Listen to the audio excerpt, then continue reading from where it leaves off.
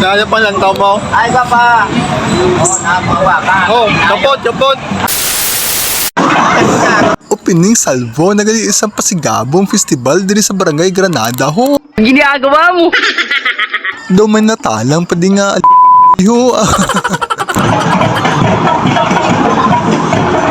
Sadya naman yung nilukpanay mong kasyempre ang tawag sa amon nga festival pasigabong kagang pangalan sa Barangay Granada. Te, din ka ba da mangita yan? Nilukpanay niya.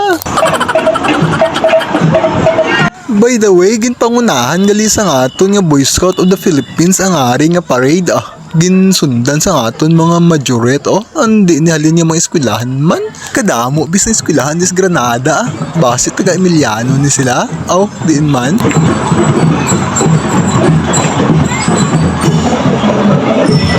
Never mind na lang kung di ni sa halin nga mga eskwelahan kay daw hindi maniguro sa Emiliano kay may mga bata man di ho.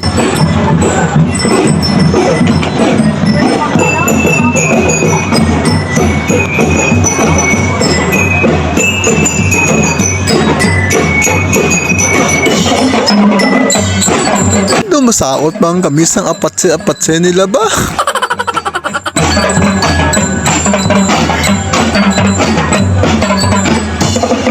Kung tulukon mo itong mga drum corps nila, daw nagapatik-patik man ito sa lata, pero doon ka namin pamatian sa ilang musika how. Lain gidya kung skilled ka niya, tapik-tapik ka na sang lata ya, may tuno na gidya nga matahom. Amo ginabas sa praktisado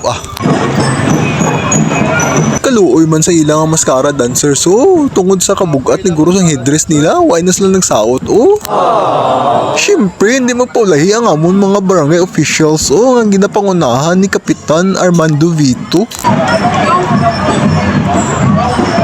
Then naman ni ang mga candidates sa mga linay sang Granada tulo ka bala ko ano ang katahom sa mga Granadian diba?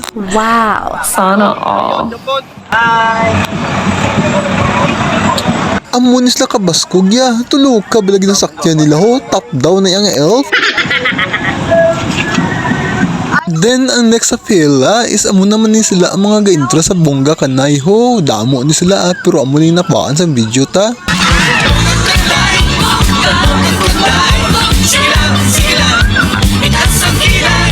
Sana all.